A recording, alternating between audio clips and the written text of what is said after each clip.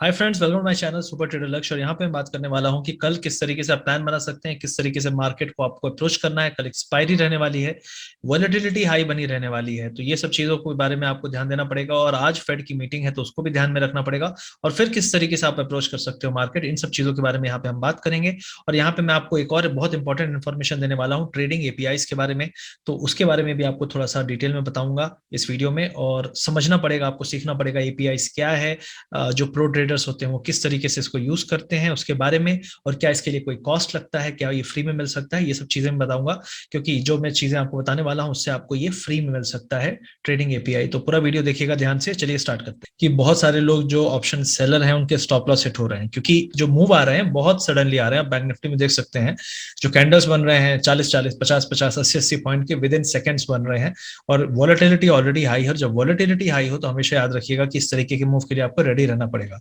तो हमेशा जब वॉलेटिलिटी बढ़ने लगे, ठीक है, जब वॉलेटिलिटी बढ़ने लगे तो हमेशा आपको याद रखना है कि ऑप्शन सेलिंग अच्छी बात है, प्रीमियम बड़े मिलेंगे, लेकिन ये जो फ्लक्चुएशंस हैं ये डील करना भी उतना ही मुश्किल होता है। तो नॉर्मली हम लोग थोड़ा सा कंजर्वेटिव ट्रेड करते हैं जब भी वॉलेटिलिटी बढ़ती है, क्योंकि प्रेडिक्ट करना भी थोड़ा आसान होता है। क्योंकि रीजन जो है वो आपको अगर समझ में आता है तो इधर मार्केट बाय द डिप होगा या सेल द रैली होगी, तो उसको वन साइडेड प्ले करना ज्यादा आसान है ऑप्शन सेलिंग में भी। लेकिन जो स्ट्रैडल स्ट्रैंगल बनाते हैं तो उनको, मतलब स्ट्रैडल स्ट्रैंगल ऐसा है कि ए बी सी है। अगर ए बी सी डी की बात करें शुरुआत में एलिमेंट्री, तो वो स्ट्रैडल स्ट्रैंगल होता है। तो वो सबसे बेसिक चीज है, उसके भरोसे आप रहोगे तो बड़ा मुश्किल हो जाएगा। तो थोड़ा सा दिमाग लगा के करिएगा। कल का दिन भी वॉलेटाइल रहने वाला है। ओवरऑल एवरग्रांडे के लिए थोड़ा सा चाइना से कुछ रिलीफ वाली न्यूज है कि कुछ पेमेंट किया है कूपन वूपन्स के थ्रू।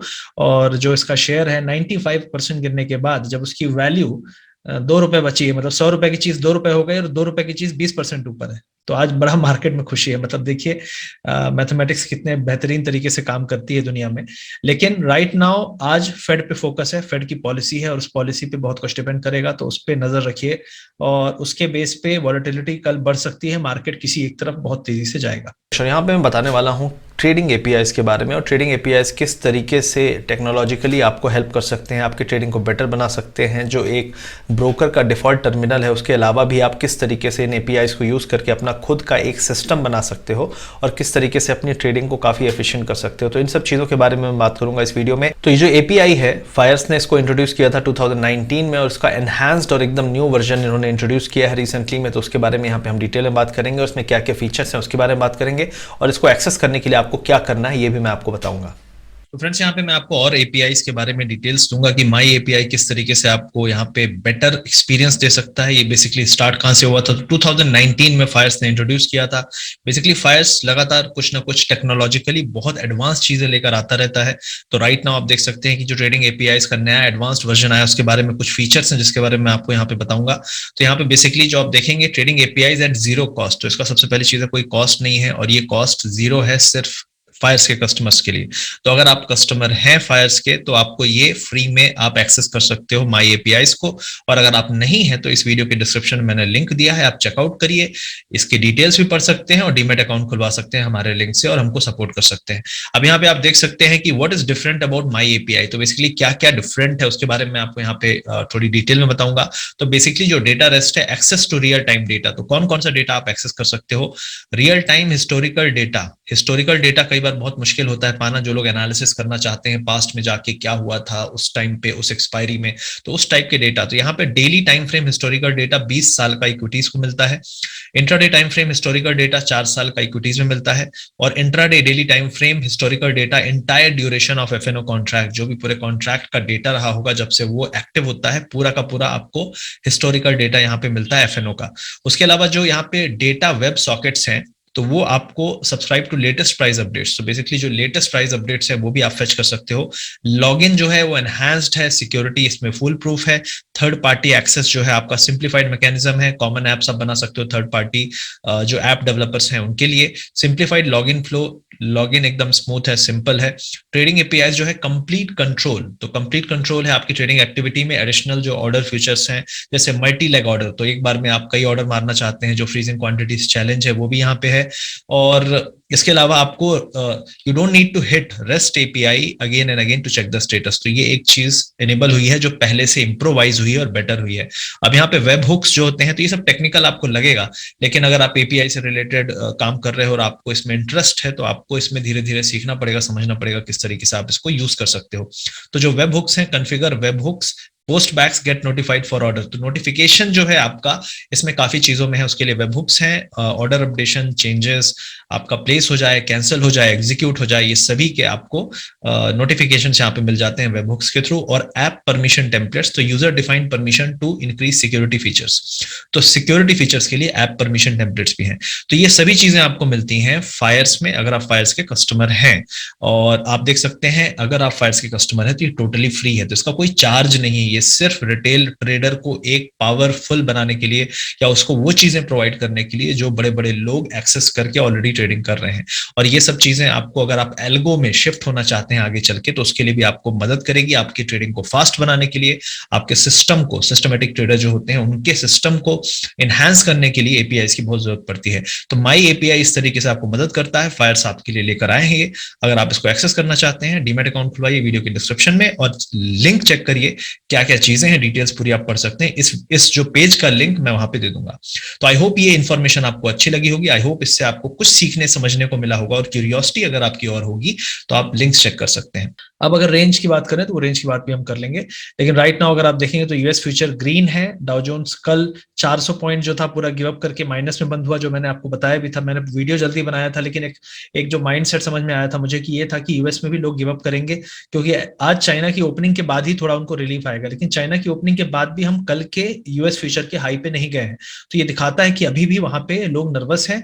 और आज फेड की पॉलिसी के बाद ही कुछ मूव आएगा, अपसाइड आएगा या डाउन साइड आएगा। और अगर यहाँ से यूएस मार्केट अपसाइड स्टार्ट कर देता है और चाइना से कोई न्यूज ज्यादा नहीं आती है, तो हो सकता है थोड़ी बहुत रैली हमको भी कल देखने को मिले एशिया में। लेकिन हमारा मार्केट तो गिरा ही नहीं है, तो रैली अब कितनी आएगी ये नहीं पता, लेकिन हाँ मतलब पॉजिटिविटी रहेगी। तो आपको क्या करना है कि अगर आपको डिप मिले तो बाय करना है, ओवरऑल बाउंस पे सेल करना इतना मैं रिकमेंड नहीं करूंगा अगर यूएस में चीजें पॉजिटिव है। तो यूएस फ्यूचर करंटली ऐसा है, और डॉलर भी आपका स्ट्रांग है और आपका रूपी भी कमजोर होता हुआ दिखा है आज।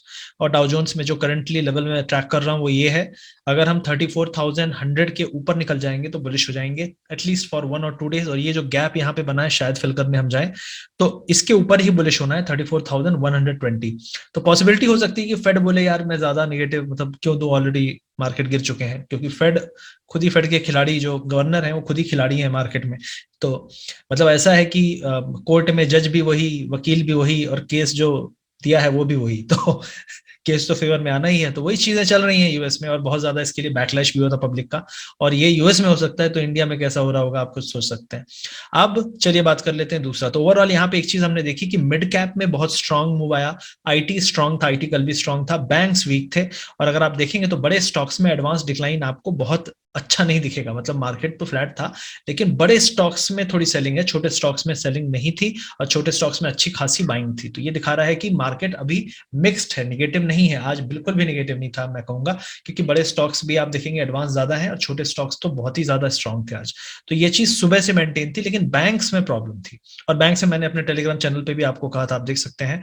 अगर आप हमारे टेलीग्राम चैनल पे नहीं है तो सुपर ट्रेडर लक्ष्य टेलीग्राम चैनल है, वहां पे ज्वाइन कर सकते हैं। वहां पे हम अपना एनालिसिस शेयर करते हैं, आपको सीखना है, समझना है, और फिर अपना दिमाग लगा के चीजों पे एक्ट करना है। कभी भी आपको कोई बोलता है ये खरीद लो वो बेच लो, भाई अपना दिमाग लगाओ, सीखो, समझो, सामने वाला बोल रहा है उसका फायदा हो सकता है, नुकसान हो सकता है, वो अपना व्यू दे रहा है आपको। तो आपको ये सोचना पड़ेगा कि यार वो तो बोल गया, अब मुझे भी थोड़ा सा अगर मेरे व्यू से उसका व्यू मिल रहा तो मैं एक्शन लूं।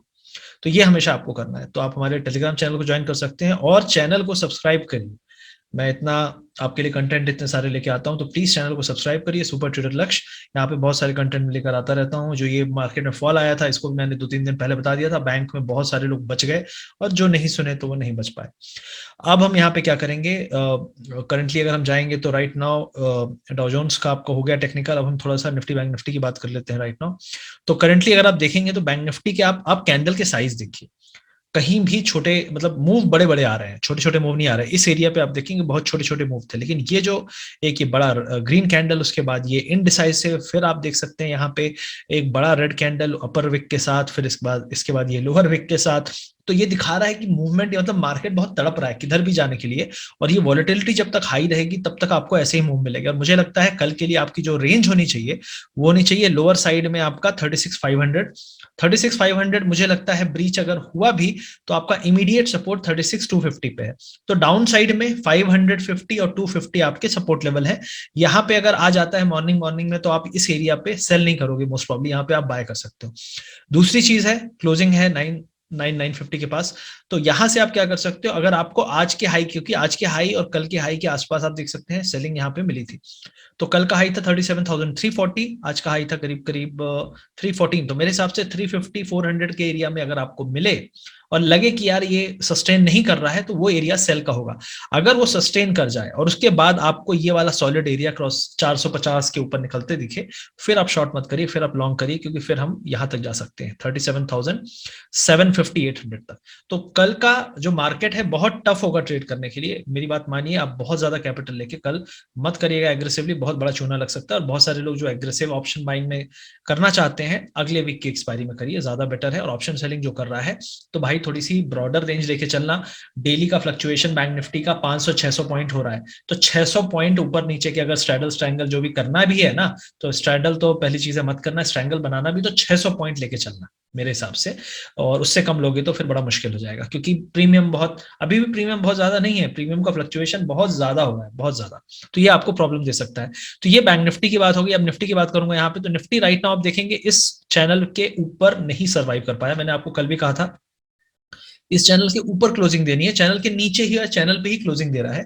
तो अभी भी प्रॉब्लम बनी हुई है, जब तक इस चैनल के ऊपर एक दिन पॉजिटिव क्लोजिंग नहीं मिलती है तो प्रॉब्लम है। और जो शॉर्ट करने का एरिया है, आज का लो है 526, तो मेरे हिसाब से 500 के नीचे शॉर्टिंग करना एक अच्छा डिसीजन होगा, फिर आपका टारगेट 300 तक का हो सकता है। तो 500 480 के नीचे शॉर्ट करिए 300 तक के टारगेट के लिए। और अगर आपको ये आज का हाई जो था करीब करीब 600 के ऊपर जाता है और आपको माहौल भी थोड़ा समझ में आ जाएगा एशिया का और यूएस फ्यूचर भी, तो अगर वो ठीक ठाक दिखता है तो मोस्ट प्रॉब्ली आप यहाँ पे निफ्टी को छोड़ के, मुझे लगता है कि निफ्टी, क्योंकि ऑलरेडी आप देख सकते हैं ज्यादातर इसके स्टॉक्स चल चुके हैं, आईटीसी भी ओवरबॉट चल रहा है, तो निफ्टी हो सकता है इतना मूव ना करे कल, ऐसा लग रहा है मुझे। बैंक निफ्टी में मूवमेंट होगा, तो बैंक निफ्टी में किस तरीके का मूवमेंट होगा, बहुत पॉजिटिव होगा या बहुत नेगेटिव होगा, वो आपको आज के न्यूज के बाद पता चल जाएगा। तो उसको थोड़ा सा आपको मॉनिटर करना है। वॉलेटिलिटी थोड़ी ठंडी हुई है, लेकिन वॉलेटिलिटी में कोई बहुत ज्यादा चेंज नहीं आया है। एचडीएफसी स्टॉक की बात करूंगा यहाँ पे। तो एचडीएफसी राइट नाउ जो हाउसिंग का प्रॉब्लम चल रहा है उसको लेकर आप देख सकते हैं डबल टॉप बनाया है। तो मुझे नहीं लगता कि इस एरिया पे लोग रिस्क लेना चाहेंगे, क्योंकि लास्ट टाइम जब यहाँ से पिटाई हुई थी तो हम बहुत दिन तक, मतलब 400-500 पॉइंट नीचे बहुत दिन तक सर्वाइव किए थे। तो इस एरिया पे मेरे हिसाब से कोई भी आदमी नई पोजीशन बना रहा है तो बहुत रिस्क में है। और यहां से कभी भी आप दोबारा से इस रेंज तक आ सकते हो। ये जो कंसोलिडेशन लंबा चला था वापस से ये चलेगा, और इस एरिया तक आने में हमको ज्यादा टाइम नहीं लगेगा, क्योंकि डबल टॉप अगर स्ट्रक्चर है तो सेकंड टॉप बनाने के बाद हम नीचे बहुत तेजी से जाते हैं। तो ये मेरा पॉइंट है। आरएसआई भी आप देख सकते हैं बहुत तेजी से नीचे की तरफ जा रहा है, 49 चल रहा है, 48 चल रहा है, 50 के नीचे आ चुका है। तो ये एक बार 30 तक जा सकता है, और 30 तक जाते जाते आपको 2660 2600 तक के लेवल भी देख सकते हैं। तो ये एचडीएफसी की बात थी। टाटा स्टील की बात करूंगा तो टाटा स्टील का लास्ट टाइम यहाँ पे सपोर्ट लिया था, अभी यहीं पे रेजिस्टेंस है। अगर इसके ऊपर निकलते हैं तभी आप इसको बाय कर सकते हैं। फिर मुझे लगता है आपको 1370 1380 तक के लेवल मिल सकते हैं। लेकिन इसके ऊपर और थोड़ा माहौल चाइना का, क्योंकि मेटल में चाइना का माहौल पूरा का पूरा वर्क कर रहा है, और अगर हम यहां से चाइना में रिलीफ देखेंगे तो हमारा भी मेटल सेक्टर बाउंस करेगा। लेकिन अब मुझे ऐसा लगता है कि ये जो एवरग्रांडे का इशू है ये दब भी जाए, लेकिन इसके बाद काफी सारे इश्यूज, काफी सारे इसी तरीके के जो स्टॉक्स हैं उन पे लोग डाउट करेंगे, और डाउट करेंगे तो फिर आपका जो प्राइसिंग है मेटल की उसमें बहुत बड़ा सवाल बना रहेगा, और प्राइसिंग के कारण ही यहाँ पे मेटल स्टॉक्स ऊपर है। तो आपका ये एरिया है, वापस से हम 1320 के नीचे आएंगे तो आपका ये कंटिन्यू हो सकता है। ओवरऑल कंसोलिडेशन जो लॉन्ग टर्म कोई बोलता है मुझे खरीदना है, तो ये एरिया आपका खरीदने का है करीब 1050 से लेके 1100, इस एरिया पे ही अगर आपको बाइंग करनी है तो करिए। क्योंकि अब यहाँ पे करना, मैं नहीं बोलूंगा बहुत अच्छी वैल्यू है, वैल्यू अगर आप बोल रहे हो ठीक ठाक वैल्यू तो यहाँ पे है, और उसके बाद भी ऐसा नहीं है कि रुक सकता है, क्योंकि लॉन्ग टर्म कंसोलिडेशन आपका यहाँ पे हुआ था। अब ये वैल्यू देख के बहुत सारे लोग डर जाएंगे, लेकिन जब ये 1300 की वैल्यू 1000 पे होगी तो 700 पास दिखने लगता है। तो ऐसा ही होता है, जब आपका ये एक बार 1400 पहुंच जाएगा तो आपको 1600 पास दिखने लगेगा। तो वो it's all about the way you look. ठीक है, तो आपको उस नजरिए से सोच के रखना पड़ेगा कि आप इसको कहाँ पे एवरेज करना चाहते हैं या नया बाइंग करना चाहते हैं। अब इसके अलावा एचडीएफसी बैंक की बात करूंगा। एचडीएफसी बैंक आप देख सकते हैं ये एक रेजिस्टेंस एरिया है, बाउंस हुआ, यहाँ से फिर से सेलिंग आई है। मुझे लगता है इसको ब्रेक करना थोड़ा मुश्किल होगा। और एचडीएफसी जो है फिलहाल के लिए आप आरएसआई में देख सकते हैं बहुत तेजी से इसने नया लो बनाया है, और मुझे लगता है कि और नीचे जा सकता है। 35 पहुंचते पहुंचते ही आपका 1460 1470 तक एक डिप आ सकता है एचडीएफसी बैंक में। ऑलरेडी आज जो वीकनेस थी, बहुत सारे लोग सरप्राइज थे, लेकिन टेक्निकली आप देखेंगे तो सरप्राइज होने वाली बात नहीं है, ऑलरेडी रेजिस्टेंस को हिट करके वो नीचे आया था। अब उसके अलावा आईटीसी की बात करूंगा। आईटीसी फिलहाल अब कंसोलिडेशन में जाने वाला है, तो प्लीज अगर आप पेशेंस, आप ट्रेडर वो नहीं हो जिसको पेशेंस है, तो आप यहां से निकल सकते हैं। कुछ दिन बाद आप यहां पे लौट सकते हैं, क्योंकि इस एरिया पे थोड़ा टाइम ये आपको पेशेंस आपका टेस्ट करेगा। क्योंकि अगर आप देखें तो इस एरिया पे काफी कंसोलिडेशन हुआ था, तो यहाँ पे ऊपर नीचे कम से कम 1 महीने मुझे लगता है बिता सकता है।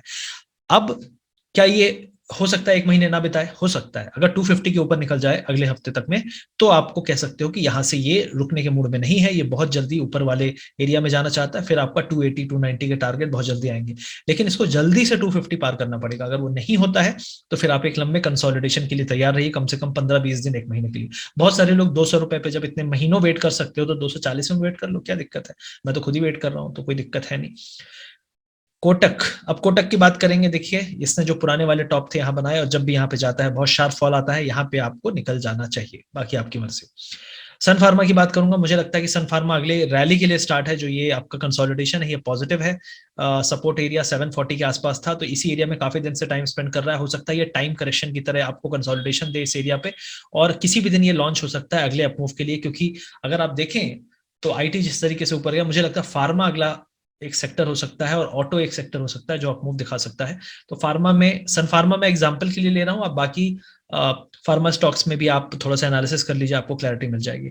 तो ओवरऑल ये सभी चीजें थी जो मैं आपको बताना चाहता था। आई होप ये वीडियो आपको अच्छा लगा होगा। लाइक शेयर सब्सक्राइब जरूर करिएगा। मिलते हैं अगले वीडियो में, और हमारे टेलीग्राम चैनल को ज्वाइन करके रखिए, और इस वीडियो को ज्यादा से ज्यादा लोगों तक शेयर करिए, और बने रहिए हमारे चैनल में। Thank you very much.